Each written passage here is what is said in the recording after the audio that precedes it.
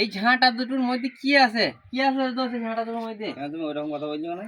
কেন এরকম কথা বলছি? তুমি সেদিন একটা ঝাঁটা বেঁধেছিল না, এই ঝাঁটাটাই তো বেঁধেছিলা। দেখি এটা হচ্ছে কেরালা ঝাঁটা, দেখো দেখো বেরিয়েছে। আর এটা আমাদের বাংলার ঝাঁটা। তা তুমি এটা বেঁধেছিলা খুব সুন্দর করে। তা যেসব ভাইরা দেখছে আমাকে অনেক ভালোবাসা দিচ্ছে। মিনিমাম তোমার এই ভিডিওটা 1,36,000-এর উপর চলে গেছে। ভিডিওটা 2 দিন আগে পোস্ট করেছিলাম। এই ঝাঁটাটার মধ্যে আমি কি আছে এটাই ভেবে পেয়েছি না।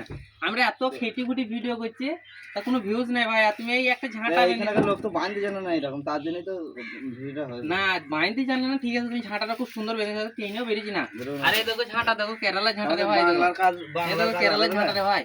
আর আমাদের বাংলা ঝাঁটা লাভ টানো তো দোষ, বেরোবে না, টানো বেরোবে না কোনোদিন, টানো টানো টানো, এই তো টানো। এই দেখো ভাই বেরোবে না, ঠিক আছে। কেননা এত জোর ট্রেনেও বেরোবে না। এই দেখো যেইভাবে করি এটা ভাই বাংলার ঝাঁটা, আর এটা হচ্ছে কেরালার ঝাঁটা। এই ভাই বেঁধেছে। আর এইটুকু ভাইরাল মানুষ। একটু এগিয়েছো, তোমার নামটা একটু বলো, আর একটু লাইক কমেন্ট করা লিখে বলো। আমার নাম যতন মাঝি। যতন মাঝি। তা যাই হোক, আমাদের সাথে এই মিস্ত্রি কাজ করে।